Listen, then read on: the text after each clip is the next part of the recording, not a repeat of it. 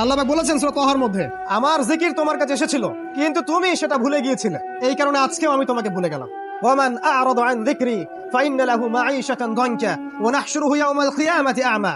যে ব্যক্তি আল্লাহর জিকির মানে আল্লাহর এই শরিয়া থেকে সরে যাবে, আল্লাহ পাক তাকে অন্ধ করে তুলবেন কিয়ামতের মাঠে। সে বলবে, রব্বি লিমা হাশারতানি আ'মা ওয়া ক্বাদ কুনতু বাসীরা। আল্লাহ আমাকে অন্ধ করে কেন তুললেন, আমি তো পৃথিবীতে দেখতে পেতাম। তখন সেই ব্যক্তি আল্লাহ পাক বলবেন যে তোমার কাছে আমার জিকির এসেছিল, ফানাসিতাহা, তুমি সেটা ভুলে গিয়েছিলে।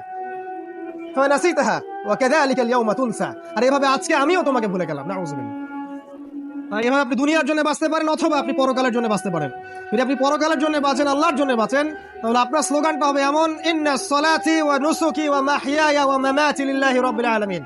আল্লাহ, আমার সালাত, আমার সিয়াম বা আমার কুরবানি, আমার সালাত, আমার কুরবানি, আমার ত্যাগ, আমার জীবন, আমার মৃত্যু সবকিছু লিল্লাহি রাব্বিল আলামিন, জগৎ সমূহের প্রতিপালক আল্লাহর জন্য।